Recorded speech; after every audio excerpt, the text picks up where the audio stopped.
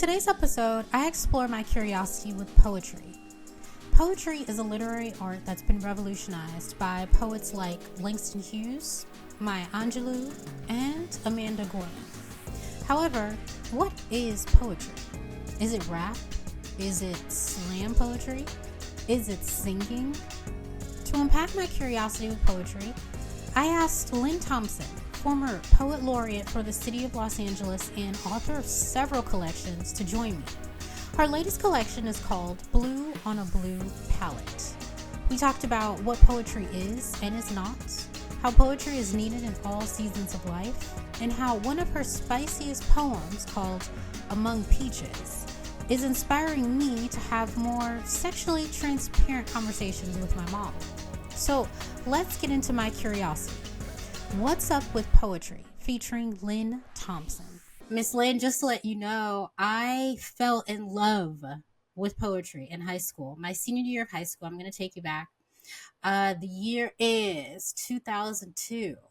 And I am having a terrible time in high school, okay? I am, at the time, one of the very few Black people in my school. I went to a mostly Jewish, a mostly Jewish school. Yes. And I saw a lot of the inequity around me at 17, 18 years old. Sure. And it made me very angry. And one of the ways that I could channel my anger, particularly with the financial inequity, was Right. by writing poetry. And so I'm from Chicago, so that's where I went to school, was in Chicago. And Mm-hmm. Chicago is a big arts city, as I'm sure you know, particularly with poetry. Absolutely. And I got introduced to slam poetry, and I Okay. really excelled at that. And me and my team, competed in Chicago. And again, poetry was just a really beautiful outlet for me. So my first question to you was, when was the first time that you fell in love with poetry? Well, I will say I fell in love and fell in love again and fell in love yet again. My dad used to read poetry to me as a child. He was a closet poet. That's my term for it. My mom wasn't particularly interested because, as she said, there's no money in it, which remains true today.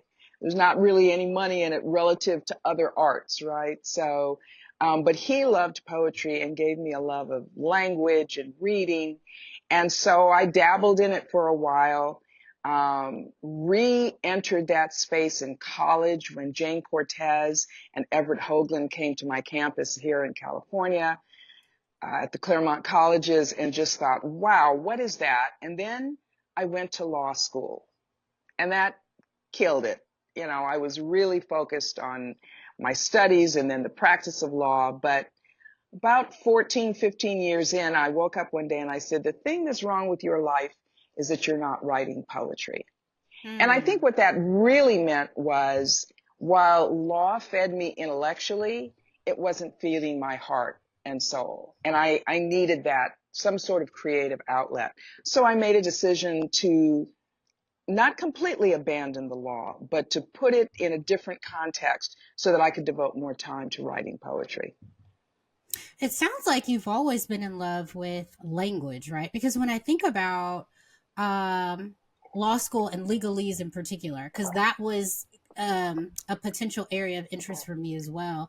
I just love how you are able to say things and not say things by certain wording, words that you use, Yes, words that you don't use, So yes, legalese was always so fascinating to me. absolutely. What is it about poetry that even attracts you to it? I like that the poets that I most admire are able to express whole universes in a very succinct space. And if I think of an example, I would pick Lucille Clifton, Mama Lucille, who so many of us read and reread and so admired, because generally her poems are 10, 14 lines, not very long at all. And Mm-hmm. yet she can create whole worlds with her concision. And so I think that this is the reason that many people go to poets. I always say, when people say, well, nobody reads poetry, and I say, I don't worry about that, because when people need it, it's like when your body says, I need spinach or I need carrots, it kind of tells you what you're missing if you just listen to your body. And if there's a birthday, a death, a graduation, a baby born, something horrible like January 6th, they don't call the novelists necessarily, they call the poets to say, give me some language to help me understand what I'm feeling. I don't know how to express what I'm feeling. And that's where poets step into the void. So I never worry about poetry being irrelevant, because people know to seek it out when they need it. It's so fascinating that you talk about the concision of poetry and how that it really speaks to the way that we feel going through life as human beings, and that every single person, no matter like how long you've been on this earth, everybody's going to experience loss. Everybody's going to experience triumph. Everybody's going to experience all of these sort of melodramatic things that poetry is so important to give language to. And therefore, to your Absolutely. point, poetry is always going to be needed, right? Yes. So I think that's very special. Um, I want to talk about how you were designated the Poet Laureate of Los Angeles. Do I have that correct? Well, it's an interesting process. Okay. You put in an application. There's a Okay. panel, at least when I was chosen. I don't know if it'll change going forward, but and so the panel takes all these applications and recommendations and letters of recommendation, and ultimately end up making a recommendation to the mayor, and the appointment is made by the mayor. In my case, it was doubly interesting because we put in the applications, let's say about February of 2020, and they had planned to make the announcement in April in time for Poetry Month. And then this little pesky pandemic came along and shut everything down. So I frankly had forgotten about it because nothing happened. Nobody was working, or they were working from home. It was obviously, we all know, a very different environment then. So I got an email. In fact, I can remember exactly. It was the night before Biden was inaugurated. And I get this email, and I'm thinking, is this one of those emails that's like, I'm lost in London, please send me $10,000? I didn't believe it, you know? But sure enough, I called the office the next day, and they said, oh yeah, we picked you. So it took a long time from when it was expected to be announced, but that was the process that I went through. Wow. So, what was your role as a poet laureate? Well, ordinarily in non-pandemic times, you would go out into the community, go to schools, go to libraries, go to hospitals, go to any sort of community center where people might like hearing some poems, and present and maybe conduct workshops and invite other poets to join you, etc. Well, obviously we were all in lockdown. So everything that I did, certainly for the first year of the appointment, it's a 2-year appointment, had to be done over Zoom. So I had to go into the classroom over Zoom. I had to go into libraries over Zoom. And what I did was develop a podcast, a weekly podcast that was frankly based on an idea of another podcast. It was not my original creation, other than it was my podcast, and every week I would read the poem of someone else. I never read any of my own work. I was trying to introduce the LA community and beyond to poets that I thought it was important that they hear. And so that was a lot of fun. It wasn't long. It was your little 5-minute sorbet once a week. You're going to get a poem. Sometimes you're going to like them. Sometimes you're not going to like them. That's fine. But people knew after a while that this was an opportunity to hear just a little poetry. So, your appointment, as you said, was during the pandemic. This is 2021 and 2022, correct? Correct. Okay. Correct. And it was a historic way of you fulfilling your role because it was a Zoom sort of appointment.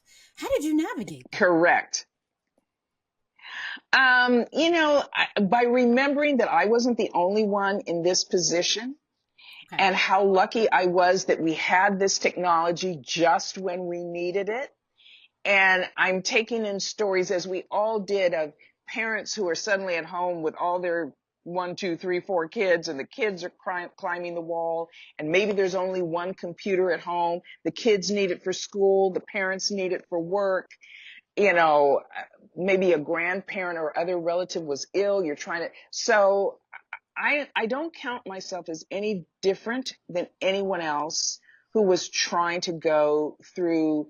We didn't know what. We didn't know when it was going to end. We didn't know when there was going to be a vaccine. All the politics around it, which I won't go into without getting, crazy about it. But so it was an uncertain time for everyone. So I was trying to navigate it just like everyone with different obligations was trying to. So I tried not to say, oh, woe is me. Why was I appointed during this time? I thought, thank God that they still want a poet laureate during this time. Yeah, that's a very good point. And it is very interesting that they thought they still needed a poet Yes, laureate at this exactly. point. But it goes back to what you were saying earlier, that in times of uncertainty or times of ridiculous happiness and joy, we do need poetry. We do need concise words to Absolutely. help us navigate what we're going through, how we're feeling, how to move on. Exactly. So I am curious, Exactly. Miss Lynne, what were some of the poets that you introduced in your podcast during this time? What were some of the themes? Because I can only imagine. I Um, mean, yeah. yeah, I tried to include as many Los Angeles area, and as you and I were saying offline, when you say Los Angeles, that can be somewhat of an amorphous term, but I wanted people listening to the podcast, whether they were in LA or elsewhere, to know that there's a very vibrant poetry community in Los Angeles. So I did highlight LA poets, but I also wanted to highlight other poets. And it was an interesting process because I realized it shouldn't be too short, so no haiku. It shouldn't be too long, so no, Beowulf or some long epic poem like that. It should be something that a listening audience that may not be as familiar with poetry as you and I are could listen to and understand relatively easily. So a little light on the experimental poetry, particularly that poetry that depends on a visual aspect, because even though the recordings were maintained on the Central Library's website, and the poems themselves were written out there, I knew not everybody would go to that. So I had to be careful of that. There were poems, for example, for 1 month, I really wanted to highlight indigenous poets, but I had to be careful which poems of theirs I chose because even though you can get Google pronounce, I was petrified I would mispronounce words and embarrass myself and undermine or insult the community I was trying to spotlight. So and I also realized that children might be listening. So I probably wasn't going to read a Mary Baraka's, when the world blew up. Maybe not the best thing for the larger community. So there were a lot of considerations that went into it. So I really enjoyed just trying to pick and choose and who and how and get a balance between all the constituencies that I thought might be listening to this podcast. Great, great. I want to know about your collection of poems. The most recent one being "Blue on a Blue Palette." I had the privilege to read some of your poems, and there are a few in there that are a little spicy, Miss Lynne. Uh, Yes, there are a few yes, that are a little spicy. they're a little they're a little spicy. I'm going through my notes. Hold on, because there's one that I would love if you're open to it. Because I actually don't know if you're okay with this. I think I If know you're what okay you're going to reciting ask one, me, and sure, wait, I've hold on. I've I've Let me gotten see. over it. Oh, you have? Okay. Oh, here we go. Page 12, Among Peaches. It's Among Peaches. Do you Why did mind? I know that that was the one you were going to ask me about? And I let me get set this asked up. about that all the time. Miss Lynn, I just was not expecting it. And I felt, what did I feel? I feel like I need to be writing a haiku in this minute to express how I feel. Um, I felt, let me say it this way. There are certain things that me and my mother do not talk about. I recently just talked to her Yes, for this podcast about motherhood, okay? And yes. one of the questions that a friend of mine asked me to ask her was about her libido after having children, okay? Mm-hmm, So I was nervous mm-hmm. like asking her, you know? So I Right, got the word right. sex out, but it was very difficult cuz I'm like this is my mother. Yes, But reading your yes. Among Peaches, it gave me what's the word, Miss Lynn? It gave me more of a Permission? maybe permission. Thank you. Permission to ask my mother about her sexual desires, sexual feelings, which even talking about it, I'm like, oh my gosh. So I appreciate it so much. And that's why I would love to hear you recite this poem, if that's Well, okay. I'm so glad to hear you tell that story, and I'm going to use it when I read this poem to audiences in the future, because you touched on exactly what I was trying to get to. And in terms of you weren't expecting it, there's a saying among poets, perhaps among all writers, no surprise for the writer, no surprise for the reader. And you want Hmm. the reader or listener to say, oh, oh, wow, okay. So, yes, and I'll tell you the genesis of the poem after I read it. Thank you. Among peaches. I don't care that I'm old. I still want to fuck, and I don't mean some old lady make love as though I need a doily to perch my ass on. I want to fuck with fury and sweat rolling down the legs of us both, the mixture and emollient for brittle bones. And if my love dog is as old as I am, I don't want him to show it or to complain or to say we have to wait for the Viagra to kick in, for desire to erect his nipples.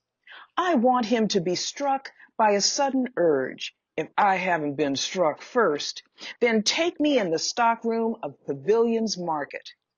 I want to be so surprised that when I reach out, I bring down a whole crate of peaches. I want to bite his lip to keep him from screaming his pleasure upon seeing my salt and pepper nest. I want him to drink the joy I've daubed on just below my breasts, just in case. And I want him to let me put my mouth everywhere and do what I declined to do in my youth, and Hmm. twice. I need a nocturne to turn me around that won't turn me loose, to bring me to the hard edge. And when the stock boy comes upon us, his arms full with boxes, the latest shipment of sweet fruit, when he can't decide if he wants to take photos to post on Instagram or to run away in terror, I will tell him, pray you get this lucky in years that will simply slip off and bruise you the way Hmm. peaches bruise. Hmm. So that poem was the genesis of two things. One was I had read an Hmm. article apropos of what you're saying, where the author, a man, said that after 50, women just didn't have a libido. And I thought, as I'm reading this article, I don't know what women you know, but I don't know any, I know some women. Yes, that's true, but that's not true of all women. So that was one thing. Shortly after that, I was actually in the supermarket, and there's a restroom, a solo restroom in the back of the supermarket, and a man and a woman, not young, maybe in their late 50s, came out of the bathroom together looking very satisfied. And of course, I'm a writer, so my imagination started to overflow. And I'm thinking, what have you two been up to? Because they look like a cat with cream. I mean, they were just so happy. So between those two things, this idea was born. But I wanted overall to convey in the context of this book that assumptions people make about women, their sexuality, motherhood, their daughters, their histories, the way they're represented or not represented are things to think about and focus on. That's really the goal of this book. But everybody does seem to like Among Peaches. Yes, Among Peaches is beautiful. Um, so I'm 40. I made 40 this year, and my mom is a young mom, so she's 58. But growing up, she was just my mother. I never thought of how close we were kind of in age. She's just Right. always been my mother, a great mother. So Miss Lynn reading this, and I had watched previous interviews with you. So while I was of you, and while I was reading this poem, I was reading it with your voice in mind, but my mom's voice was also superimposed over it. And I'm like, oh my God, my Yes. mother says these words, and my mom has probably experienced this. And obviously, that's why I'm here and why my sister is here. And it just introduced Exactly. a um, a commonality that I don't think I was ever really comfortable talking to my mom about or even thinking about, you know? So I appreciate your poem. I appreciate Among Exactly. Peaches for Exactly. providing that bridge for me. Um, yeah, Yeah. yeah. I Do think you, it's important because you're right. I was just going to say, as a girl, it's possible you forget that your mother is a woman, and all the things that you're going to feel when you're her age or approaching her Mhm, age is what she's feeling, and it's kind of surprising because you think of her primarily as mother, mhm. and in that narrow category, and none of us want to be in a narrow category. So I just wanted to kind of open it up a little bit.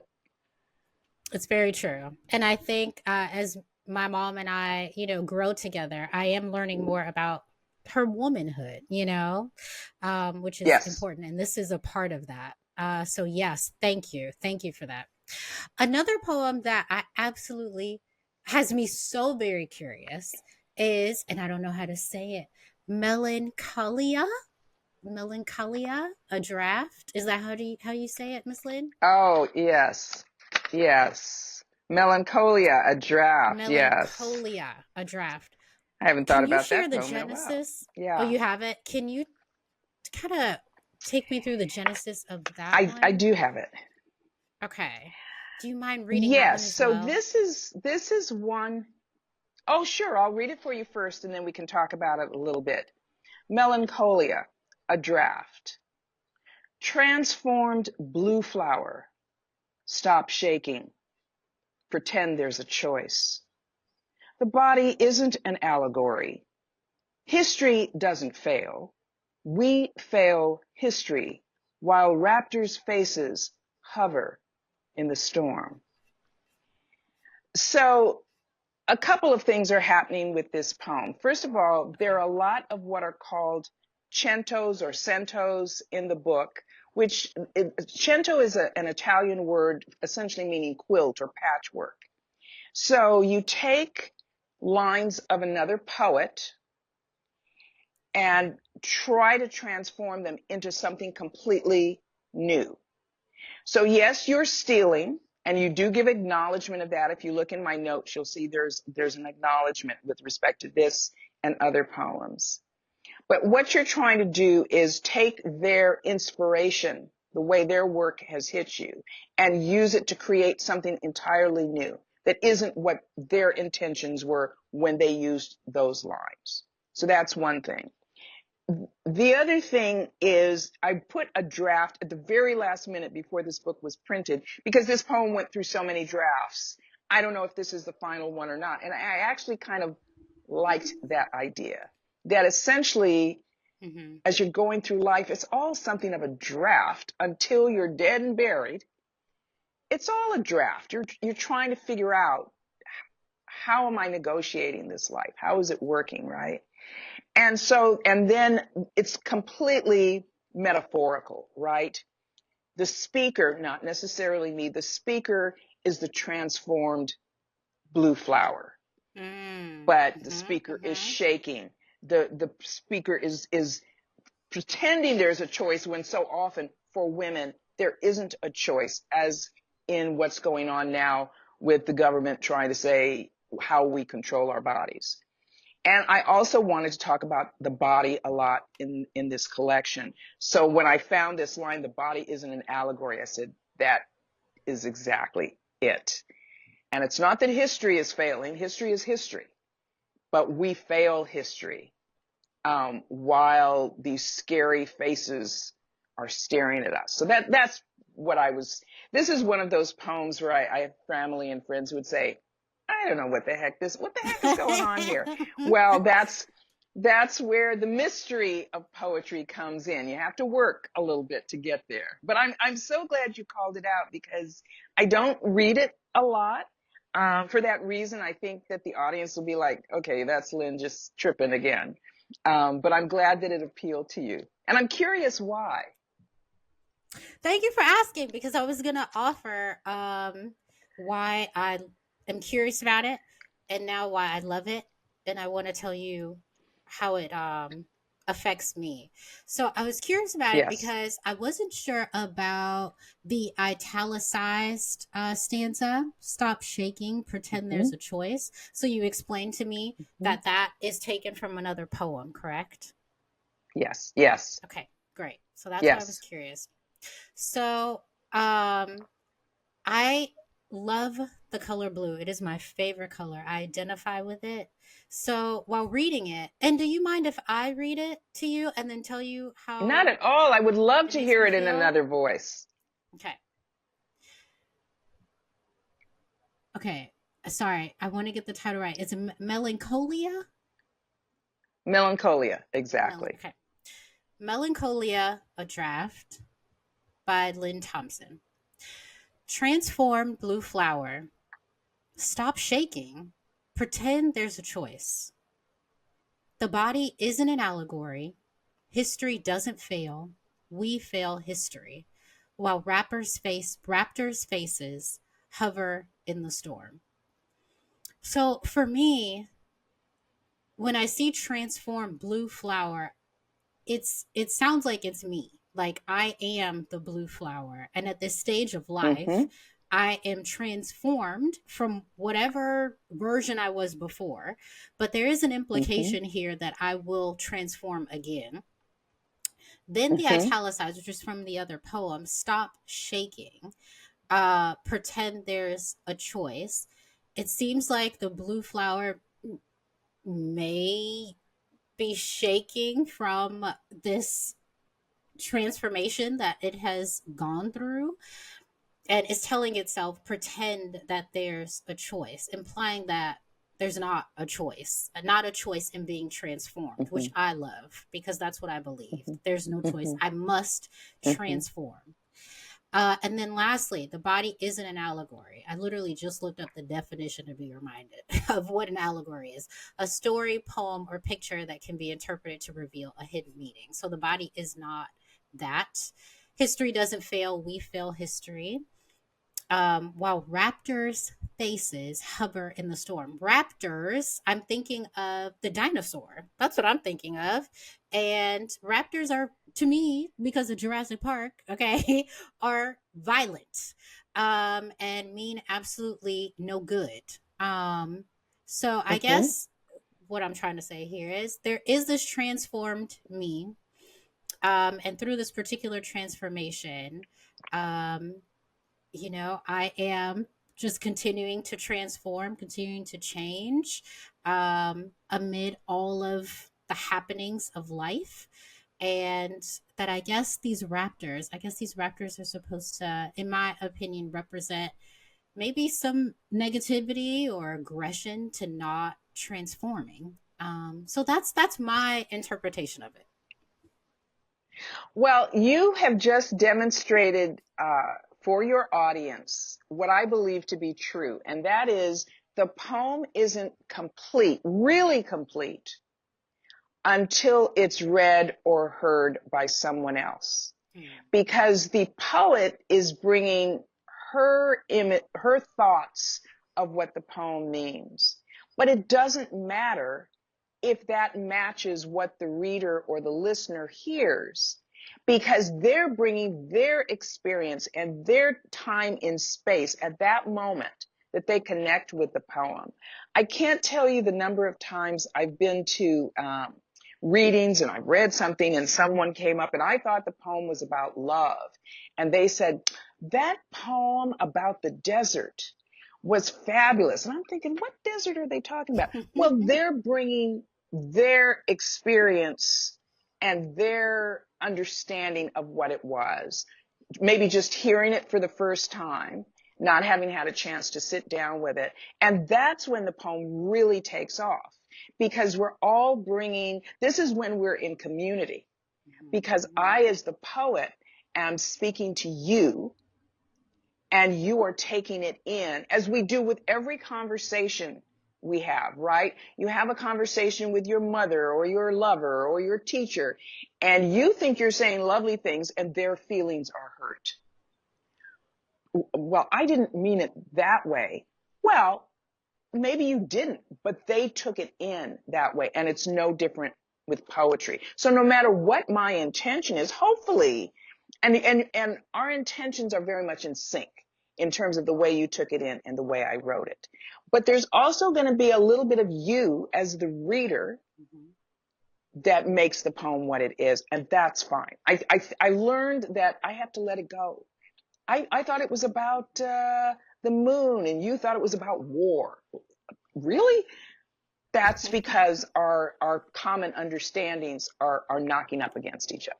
And I'm fine with that. I'm fine That's with that. absolutely right. Just like any other art form, whether it's TV, right? It's movies, it's Right. a painting, it's a sculpture. Poetry is right in there. When you're presenting it to the world, it is an invitation for people to Absolutely. project themselves onto it or extract whatever they need. But I think for the Right. most part, with any art form, correct me if I'm wrong, they do all provide some kind of hope in life. And so, what do you think about that, Miss Lynn? I think often, not completely always, I'm thinking of particularly of poets who write specifically and have experienced warfare, for example. Okay. So I'm just reading a book of essays and poems and letters about Yusef Komunyakaa, who was served in the Vietnam War, and many of his early poems concern his experiences. And some of them are not particularly hopeful, but they do hold up a mirror to society to say, look at what we've done. Mm-hmm. Look at look Mm-hmm. at look at how we have destroyed each other, and for what? For what? So yes, I think poems are often hopeful and encouraging, but sometimes they're a mirror to our most horrible behavior and instincts to say, look at this. This is horrible. This is not how it should be. There's a poem in this collection of mine called Boqueto, which is for Sandra Bland. And I'm basically saying, if I'm ever in that experience, I am not going to give in, no matter what. Not to say that she did, but she found herself a victim of circumstance that ultimately led to, they're saying she died in a jail cell. I'm saying she was murdered. Correct. That's just my feeling about it. Correct. So I'm trying to empathize and put myself in that position of driving along. And okay, I didn't put on my blinker. How do I end up in jail because of that?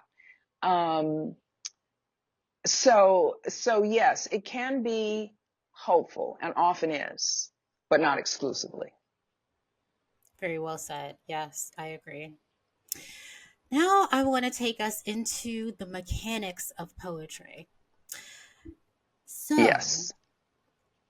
in my research with poetry in general, there is this conversation about what poetry is and what poetry is not. Okay? Rap lyrics.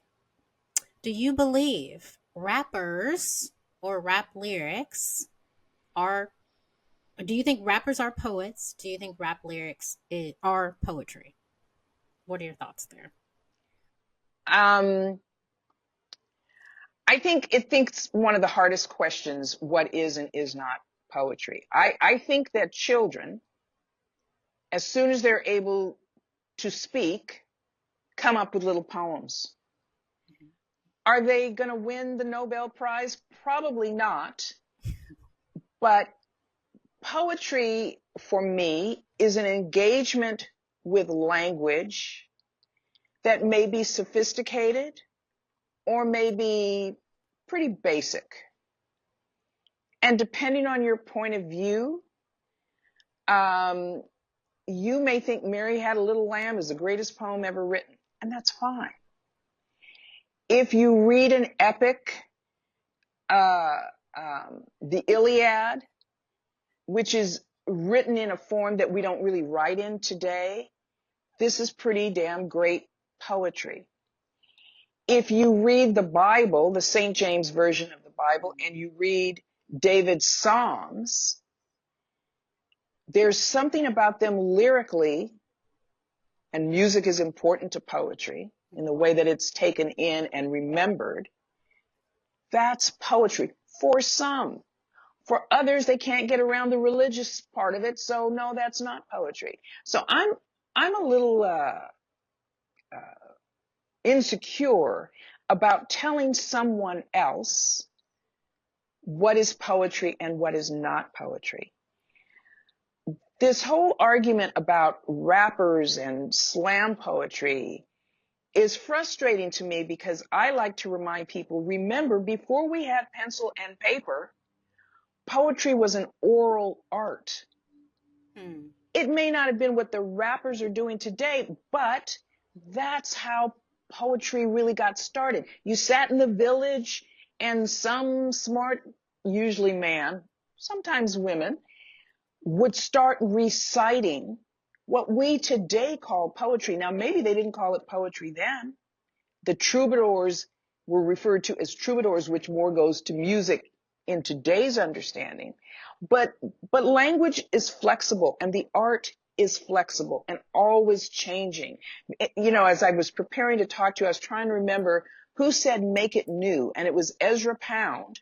And I don't consider myself a Pound poet, except for that idea of how can I make this poem new? So I'm a little hesitant to denigrate anyone who thinks they're conveying poetry. It can be argued it's a poem, but it's not the best poem. Well, that's 99. How many really great poems are there? Really poems that you just never forget. Through the ages, not just for the 80 years we live on the planet, or roughly, but through the age. We remember Shakespeare because he had some pretty cool lines. But how often does that really happen relative to the number of people who are trying to do it? Not often, right? So that's a long and maybe rambling answer to your question, but I would rather have a more expansive view of poetry. Some of it I may not like, but I'm hesitant to say it's not poetry for those that it serves. Gotcha. Fair. I'm hearing you're not one to judge. That's what I'm I hearing. I try not now, and I won't say that I don't. So let me give you the other side of that. I have a poet friend, and we both read poems in a variety of publications. I won't name them. I guess I could name them, but sometimes, and we'll call each other and say, "Really, really, that's not a poem," because we suspect it got published because the person was famous or won X prize or Y prize. But we're reading the poem on the page and saying, it's not moving me. That's how it works. That's how it works. I'm Somebody thought it was curious. good enough to be in the magazine. So. I'm curious. What about it made you go, eh? Because so I am what is considered a narrative, a storytelling poet, or a lyric poet, and I try to braid those two things together as much as I can. So if you read someone who presents themselves as writing in that genre, you have certain expectations of what that poem will be like. And the one that I'm thinking of, I'm not gonna name the poet, but I am Sure. gonna say that it was a poem about 9/11. This was a prize-winning poet, a poet that I admire and respect. But the poem the poet had written about 9/11, it just wasn't that good. It felt like, gee, I really need to write about 9/11. Mm. And I dashed this off. Well, it kind of felt dashed off.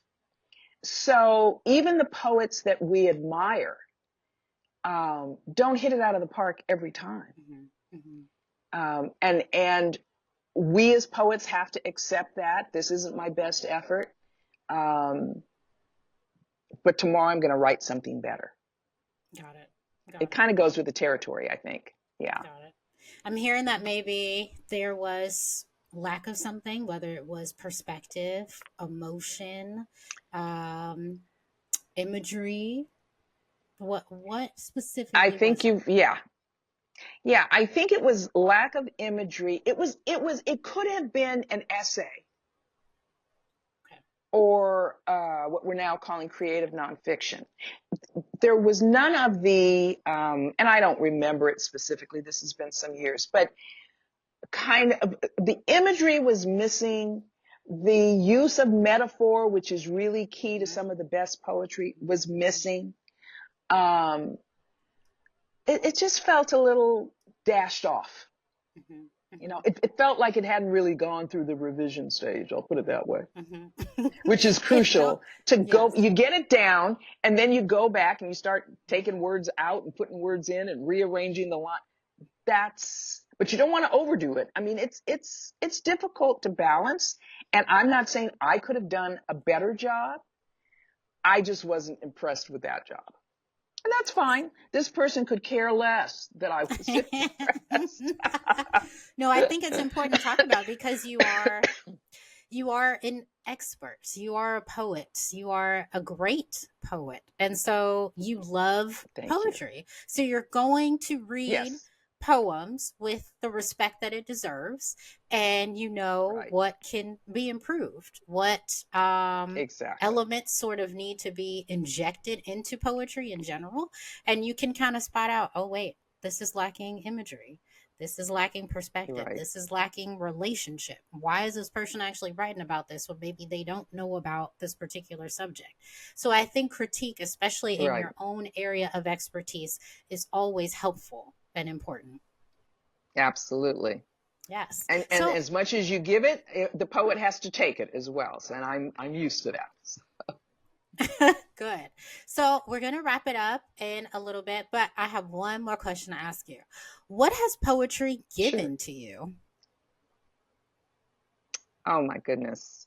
It's given me more than I could ever give it. It's given me a community of, as my brother says, weirdos that understand me and I understand them. We speak the same language. And it's fed, a need to be creative. I think I said that earlier. When my first book came out, I went to see the doctor who was my doctor at the time. And he looked at me and he said, you know what? You're going to be fine no matter what happens. He said, because you have found your passion. He said, and as we get older, and I'm in that category of not being 40 anymore, man, what I wouldn't give. Um, uh, he said, because one of the most important things to your health is that you have something you really care about that is yours. Your children grow up and move and all of that. What is it that you get excited about? He said, and when people have that as opposed to They're sitting around. What do I do now? He said, the people that aren't healthy that I see are people that don't know what to do with themselves. He said, I can see that you found that. He said, so I'm not worried about you at all. And I don't know if it's true or not, but I've decided to believe him and to believe that this desire to write at least one more good poem, the best poem I'm capable of writing, is what makes me get up every day. Beautiful. Beautiful. Lastly, is there anything you would like to add? Other than I love the idea of your show. I think I told you this before we went on air. That sense of curiosity is one of the most integral characteristics of a poet. We're always curious about how does this work and how do I express it in language? And how do I express it in a way that's fresh? I have a friend who said, anything you want to write about, every poet on the planet wants to write about. How are you going to write it in a way that's unexpected?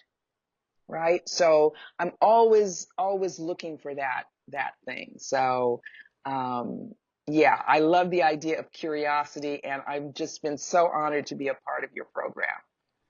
Oh my God. Thank you so much, Miss Lynne, for saying that. That means a lot to me.